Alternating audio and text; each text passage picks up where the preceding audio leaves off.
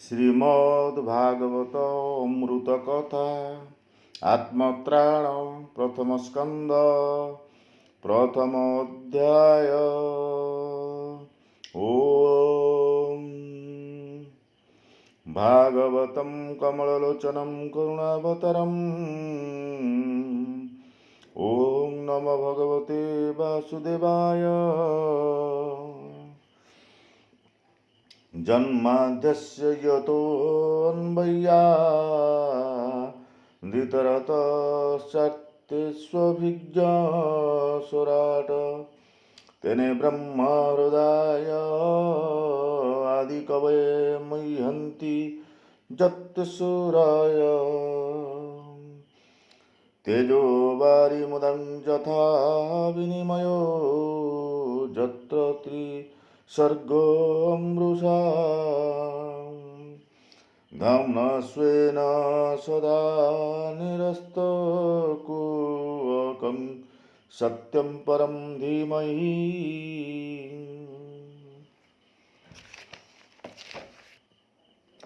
वागीशाजस्य वदने लक्ष्मीर्यस्य च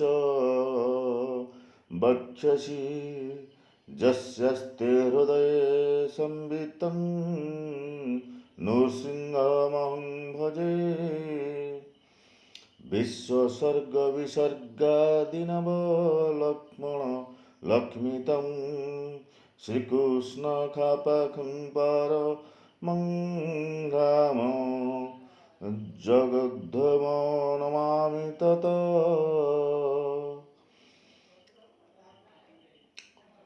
माधव माधवा विश्वौ सर्वसिद्धिविधायिनौ वन्दे परस्परात्मानौ परस्परन्नति प्रियौ।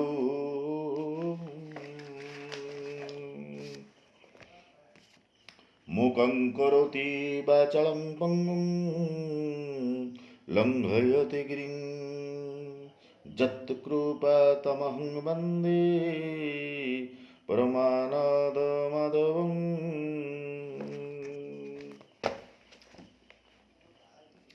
जं ब्रह्मा वरुणेन्द्र रुद्रमरुता स्तुवन्ति दिवै स्तवै ऋग्वेदै साङ्गपदक्रमो परिषद गायन्ति जं सामगादानवस्थितं तद्गतेन मनसा पश्यन्ति जं योगिने यस्यन्तं न विदो सुरसुरागणा देवाय तस्मै नमः।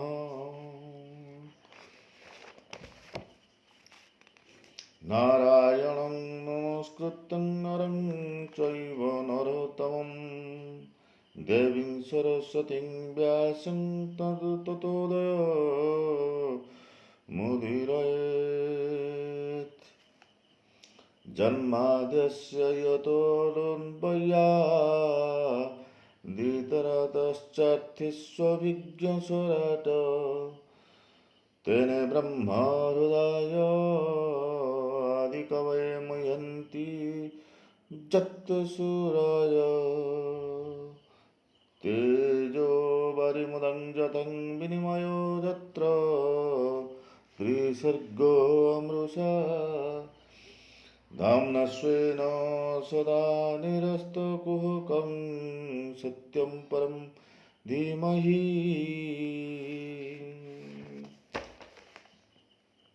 श्रीभगवते महामुनिकृते किं वा परैरीश्वर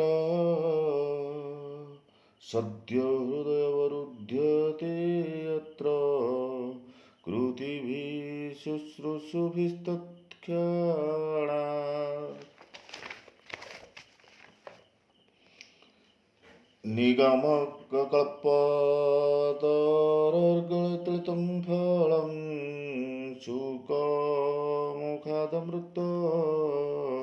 द्रवसंयुतं पिबत भागवतं रसमालयं मुहुरहो रसिका भुवि भावुका।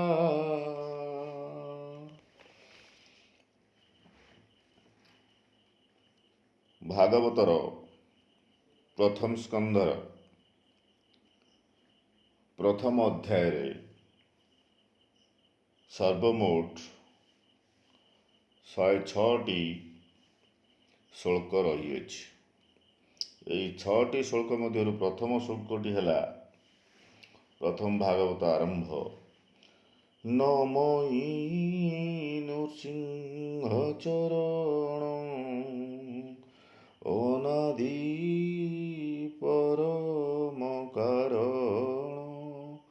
ଓಂ ଶ୍ରୀ ଗଣେଶାୟ ନମଃ। ଓಂ ଶ୍ରୀ ଗଣେଶାୟ ନମଃ। ନମୋ ନୃସିଂହ ଚରଣ ଅନାଦି ପରମ କାରଣ। ନମୋ ନୃସିଂହ ଚରଣ ଅନାଦି ପରମ କାରଣ। ବନ୍ଧୁମାନେ, ପ୍ରଥମ ଅଧ୍ୟାୟର ପ୍ରଥମ ଶ୍ଲୋକଟି ହେଉଛି ନମୋ ନୃସିଂହ ଚରଣ ଅନାଦି ପରମ କାରଣ।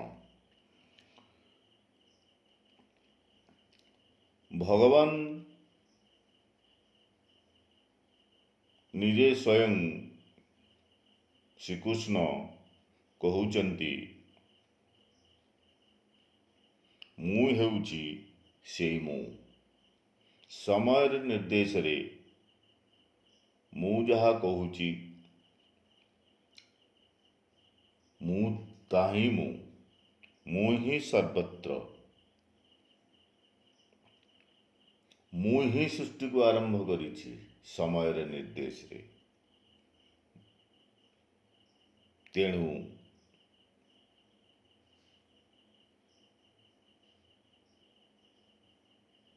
ଭାଗବତର ମୂଳ ଶ୍ଲୋକଟି ପ୍ରଥମ ଶ୍ଲୋକଟି ହେଲା ନମୋ ନୃସିଂହ ଚରଣ ଅନାଦି ପରମ କାରଣ। ନମୋ ମାନେ ନମସ୍ତେ। ନୃସିଂହ ଚରଣ ଭଗବାନଙ୍କର ଚରଣରେ ନିଜକୁ ଆଶ୍ରିତ କରନ୍ତୁ। ଭଗବାନ ଶ୍ରୀକୃଷ୍ଣର ପାଦ ପଦ୍ମ ତଳେ ନିଜକୁ ଉତ୍ସର୍ଗୀକୃତ କରନ୍ତୁ। ମୁଁ ହେଉଛି ସର୍ବତ୍ର। ମୁଁ ଯାହାକୁ ଯାହା ନିର୍ଦ୍ଦେଶ ଦେଉଛି ତାହା ହିଁ ଘଟୁଛି। ତେଣୁ ମୋ ଶରଣରେ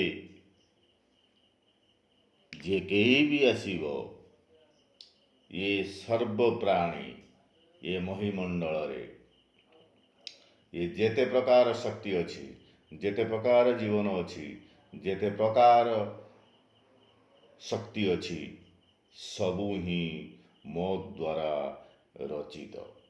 ତେଣୁ ଆପଣମାନେ ନିଜକୁ ଭଗବାନଙ୍କ ଚରଣ ତଳେ ସମର୍ପଣ କରିଦିଅନ୍ତୁ। ନିଶ୍ଚିତ ଭଗବାନ ଆପଣଙ୍କ କଥା ଶୁଣିବେ ଏବଂ ଆପଣଙ୍କ ଉପରେ କରୁଣା ବର୍ଷା କରିବେ।